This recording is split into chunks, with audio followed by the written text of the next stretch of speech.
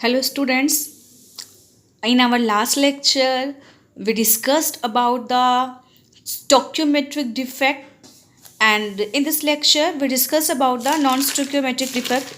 By taking a quick revision, I told you point defect and it's of three types: stoichiometric defect, non-stoichiometric defect, and impure root defect. We have done stoichiometric defect. Now, this lecture, we're doing non-stoichiometric defect.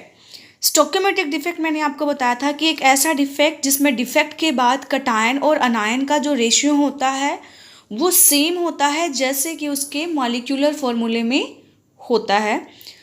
तो non stoichiometric defect उसका opposite है. इसमें if after the defect in the crystal the ratio of cation to the anions become different from the ideal chemical formula.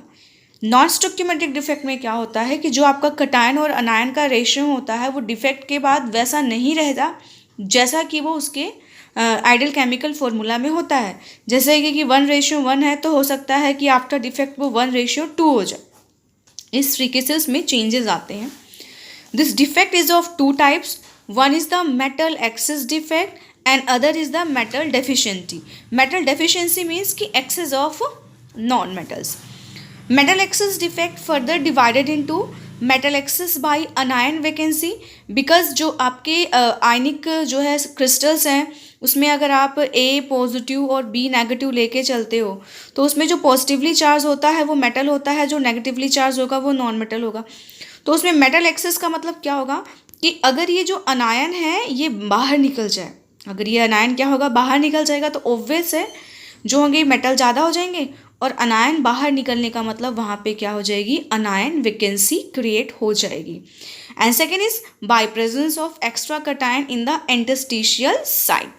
तो या तो extra cation आ जाएगा तब भी आपका मेटल क्या हो जाएगा, एक्सेस. अब इंटरस्टिशियल साइड मैंने आपको बता रखा है कि जब क्लोज पैकिंग होती है तो उसके बीच में जो एम्प्टी स्पेस होता है that particular empty space is known the interstitial side.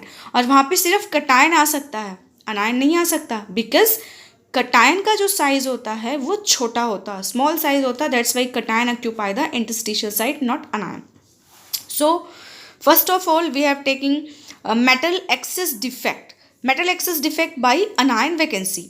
इसमें क्या है, a negative ion may be missing from its lattice site leaving a hole which is occupied by an electron to maintain the electrical valence of the crystal. Anion vacancy में क्या होता है, अनायन जो है जो भी उसमें नेगेटिवली आयन होगा, नेगेटिवली चार्ज आयन होगा, वो अपने लैटिस साइड से क्या होगा, मिसिंग होगा. What is lattice site in a crystal? The position where the constituent particle is present is known as the lattice site. तो जो नेगेटिव आयन होता है वो अपनी लैटिस साइड से क्या होता है, मिसिंग होता है, लीविंग अ होल. होल का मतलब क्या होता है कि वहाँ पे एक खाली जो जगह छूटेगी उसको हम क्या बोलेंगे, होल बोलेंगे. और क्योंकि क्रिस्टल में इलेक्ट्रिकल वैलेंस बना के रखना है दैट्स वाई वो जो होल होगा वहाँ पे एक इलेक्ट्रॉन जो है वो ऑक्यूपाई करेगा उस होल को. ठीक है.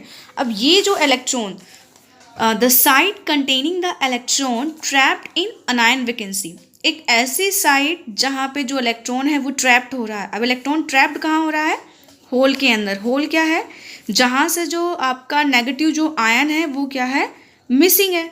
तो क्रिस्टल को इलेक्ट्रिकली न्यूट्रल बनाने के लिए उस वैकेंसी में क्या ट्रैप हो रहा है, इलेक्ट्रॉन. तो इस अनायन वैकेंसी को जहाँ पे इलेक्ट्रॉन ट्रैप होता है उसको हम क्या कहते हैं, एफ सेंटर. इसको एफ सेंटर इसलिए कहते हैं बिकॉज एफ का मतलब क्या होता है, फॉरबे, और जर्मन लैंग्वेज में इसका मतलब क्या होता है, कलर. इस एफ सेंटर की वजह से जो क्रिस्टल होता है वो कलर एम्पार्ट करता है. उसका रीज़न क्या है, उसका रीज़न ये है कि सपोज करो वहाँ पे होल में आपका जो इलेक्ट्रॉन है वो ट्रैप हो गया. अब सबको मैंने फ्लेम कलरेशन करवा रखा है एस ब्लॉक एलिमेंट्स का, +1 क्लास में आप सभी ने किया है.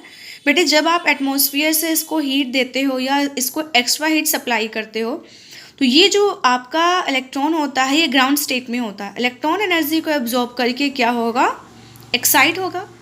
एक्साइटेड का मतलब क्या होगा, वो हाई एनर्जी लेवल पर जाएगा. जब वो एनर्जी लेवल पे जाता है तो वो विजिबल रेंज की लाइट को क्या करता है, एब्जॉर्ब करता है. फिर जब वो वापस आएगा वहाँ से थोड़े टाइम बाद तो वो क्या करेगा, जो एनर्जी उसने एब्जॉर्ब किया होगा उसको बाहर निकालेगा और वो विजिबल रेंज में जब गिरती है तो उसका जो कॉम्प्लीमेंट्री कलर होता है वो शो करते हैं. तो ये एफ सेंटर जो है वो कलर के लिए क्या होता है, रिस्पॉन्सिबल होता है. For example NaCl becomes yellow when expose to heat in atmosphere. जो नमक होता है आपका वो कुछ टाइम बाद येलो हो जाता है अगर आप उसको एटमोसफियर में काफ़ी टाइम के लिए छोड़ते हो। इस तरह से लिथियम क्लोराइड जो है इसमें आपका सोडियम पॉजिटिव आयन होता है, यहाँ पे Cl negative ion sorry lithium positive ion है, तो एंड इसमें यहाँ पे K पॉजिटिव आयन Cl, तो इसमें भी ये Cl जो होता है वो मिसिंग होता है, वहाँ पे एक इलेक्ट्रॉन आता है वो एक्साइट होता है और ये कलर देता है। तो सोडियम क्लोराइड येलो हो जाता है, लिथियम क्लोराइड पिंक हो जाता है, KCl जो है वो वॉलेट। तो ये क्वेश्चन आता है what is F centre, what is it significance, या why sodium chloride become yellow when expose to atmosphere, either lithium chloride become pink. तो इसका जो रीज़न है वो मैंने आपको बताया है कि इलेक्ट्रॉन्स जो होते हैं वो एनर्जी को ऑब्जॉर्ब करते हैं, heat is a form of energy, and then they get goes to excited level, and after that when energy is released the complementary color of the particular light is shown by the compound. Then this is the metal access by anion vacancy. Now second type is metal access by extra cation. Extra cation में क्या होता है कि इस defect में जो cation है वो इंटरस्टिशियल साइड को ऑक्यूपाई करता है, बिकॉज जो आपका कटायन होता है, जो कटायन जो होता है वो कैसा होता है, स्मॉल साइज का, एंड स्मॉल साइज होने की वजह से वो इंटरस्टिशियल साइड पे फिट हो जाता है और इस वजह से वो वहाँ पे जाता है। इलेक्ट्रिकल न्यूट्रलिटी मेंटेन करने के लिए कोई दूसरा इलेक्ट्रॉन जो है वो इंटरस्टिशियल साइड पे आता है। तो यहाँ पे मैंने आपको डायग्राम शो कर रखा है, metal excess defect due to anion vacancy. आप यहाँ पे देख सकते हैं कि यहाँ पे A positive B negative A positive B negative sequence चला, तो यहाँ पे B नेगेटिव आता, पर यहाँ पे क्या हुआ, मिसिंग हुआ, और उसको न्यूट्रल बनाने के लिए यहाँ पे क्या हुआ, आपका इलेक्ट्रॉन ट्रैप हुआ। ये जहाँ पे इलेक्ट्रॉन ट्रैप हो रहा है स्टूडेंट, इसी को आप क्या बोलते हो, F सेंटर। ये क्रिस्टल के कलर के लिए क्या होता है, रिस्पॉन्सिबल होता है। ओके, सेकेंड डायग्राम आप यहाँ पे देखोगे, metal excess defect cause by the extra cation. Extra cation means कि यहाँ जो इंटरस्टिशियल साइट है, यहाँ पे जो ये कटायन है इसने ऑक्यूपाई किया है और इसकी इलेक्ट्रिकल न्यूट्रलिटी मेंटेन करने के लिए यहाँ पे एक इलेक्ट्रॉन जो है वो इंटरस्टिशियल साइट पे आया हुआ है। तो ये आपका फर्स्ट टाइप का हो गया metal excess by anion vacancy and by presence of extra cation in the interstitial site. Now metal deficiency defect. Metal deficiency का मतलब क्या है, एक्सेस ऑफ नॉन मेटल। इसको आप एक्सेस ऑफ नॉन मेटल्स भी बोल सकते हो। तो नॉन मेटल्स कैसे एक्सेस हो सकती हैं, मीन्स कि यहाँ पे क्या होगा, कटायन वैकेंसी। मैंने आपको पहले यहाँ पे डायग्राम बना के शो किया हुआ है, metal deficiency defect by cation vacancy. तो यहाँ पे आपका कटायन जो है वो अपने साइड से मिसिंग हो गया है। तो अब आप देख सकते हो कि यहाँ पे मैंने ए के ऊपर जो कटायन का चार्ज जो है 2 पॉजिटिव शो किया है, तो उसको हम समझते हैं ये कैसे आया। आपका जो ये डिफेक्ट होता है, कौन सा डिफेक्ट होता है, मेटल डेफिशिएंसी, वो होता है मेटल जो वेरिएबल वैलेंसी शो करती है। वेरिएबल वैलेंसी का मतलब कि जो +1 भी शो करें, +2 भी शो करें, +3, और ये कौन करता है, ट्रांजिशन मेटल शो करते हैं। ट्रांजिशन मेटल इसलिए शो करते हैं क्योंकि ट्रांजिशन मेटल के साथ जो N-1d ऑर्बिटल होता है वो भी बॉन्डिंग में पार्टिसिपेट करता है और ये पार्शियली फिल्ड होता है। ये मैंने आपको 11th क्लास में करवा रखा है। डी ब्लॉक एलिमेंट्स ट्रांजिशन वाले कौन से होते हैं, डी ब्लॉक। ये D block elements is known as the transition metal because due to partial filled of जो N-1d। N-1d क्या होता है, पेनल्टीमेट शेल होता है। जैसे कि अगर आपका 4s चल रहा है तो 4s के बाद 3d होता है फिल। ओके, तो वो वेरिएबल वैलेंसी जो शो करते हैं, ऐसे कटायन आपके मेटल डेफिशिएंसी डिफेक्ट शो करते हैं। इस डिफेक्ट के अंदर जो कटायन होता है वो मिसिंग होता है अपनी लैटिस साइड से, और जो एडजेसेंट कटायन होता है वो अपने चार्ज को क्या कर देता है, इंक्रीज कर देता है। जैसे कि मैंने यहाँ पे दिखाया हुआ है कि ये यहाँ पे कटायन की वैकेंसी जो है कॉज करता है, और एडजेसेंट में कोई भी जो कटायन होता है वो अपने जो चार्ज होता है उसको क्या कर देता है, इंक्रीज कर देता है। मेटल डेफिशिएंसी जो है आप सेकेंड टाइप जो है कि बाई जो है एक्स्ट्रा अनायन इन इंटरस्टिशियल साइड नहीं करेंगे, बिकॉज अनायन का साइड जो है वो बड़ा होता है और वो यहाँ इंटरस्टिशियल साइड पे ऑक्यूपाई नहीं होगा।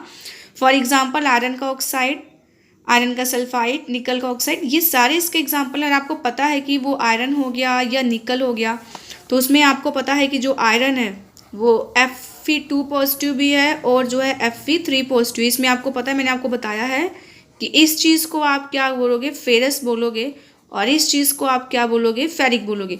वो भी मैंने बताया है 11th क्लास में जब आपने डॉक्स की हुई हैं कि स्टॉक नोटेशन की बात करते हैं। स्टॉक नोटेशन वहाँ पे जो आप ऐसे जो है मतलब कि रोमन नंबर में शो करते हो, कुछ भी करते, वहाँ पे मैंने एक लाइन आपको बताई थी कि कोई भी जो एलिमेंट होता है जब वो एक से ज़्यादा चार्ज शो करता है तो जो उसकी हायर ऑक्सीडेशन स्टेट होती है उसमें आप उसके नाम के पीछे IC लगाते हो, एंड वो जो उसकी लोअर ऑक्सीडेशन स्टेट होती है लोअर वाले में उसके नाम के आगे आप OUS लगाते हो।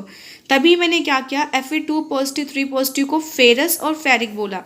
सिमिलरली अगर मेरे पास कॉपर पॉजिटिव होगा और कॉपर 2 पॉजिटिव होगा तो जो मेरे पास कॉपर पॉजिटिव होगा उसको मैं क्या बोलूँगी, क्यूप्रस, और इसको मैंने क्या बोला, cupri. Similarly mercurous and mercury. तो ये चीज़ है यहाँ पे। तो ये वाले जो आपके वेरिएबल ऑक्सीडेशन स्टेट शो कर रहे हैं ये सभी डी ब्लॉक एलिमेंट्स हैं, और यही डी ब्लॉक एलिमेंट्स आपके मेटल डेफिशिएंसी डिफेक्ट को क्या करते हैं, शो करते हैं। Thank you students, hope so आपको लेक्चर समझ में आ गया होगा, because this topic is very very very easy and मेरा फेवरेट है, मुझे बहुत अच्छा लगता है डिफेक्ट्स को पढ़ाना और उसको समझना। It's a very good experience, और ये आप जो है फिजिक्स में भी अपने पढ़ोगे, यहाँ से थोड़ा सा आइडिया मिल जाएगा। वहाँ पे आपका एक बार चैप्टर है सेमीकंडक्टर्स हैं, तो जो है अब जैसे ही आप देख रहे हो कि यहाँ पे डिफेक्ट्स आ रहा है, इलेक्ट्रॉन्स आ गया या यहाँ पे जो है एक्स्ट्रा इलेक्ट्रॉन्स आया, ये यहाँ पे आपका इसने चार्ज को बढ़ाया, या अगर मैं कल वाले में बात करूँ तो वहाँ भी इस तरह से होल क्रिएट हो रहा है या कुछ भी हो रहा है। तो इस डिफेक्ट्स की वजह से जो आपके आयनिक क्रिस्टल होते हैं वो बिहेव करते हैं एज ए सेमी कंडक्टर, क्योंकि देखो आयनिक सॉलिड जो होता है वो इलेक्ट्रिसिटी को सॉलिड स्टेट में कंडक्ट नहीं करता है, आपने पढ़ा होगा मॉल्टन या एक्वस फॉर्म में ही करेगा। लेकिन जब इस तरह के डिफेक्ट आ जाते हैं तो उसमें से सम वर्ड जो है करंट वो फ्लो करने लग जाता है, तो वो किसका काम करता है, सेमी कंडक्टर्स का काम करता है। तो in physics you go through the semiconductor devices and this defects is very useful for you. So enjoy the lecture and subscribe my channel, and thank you so much.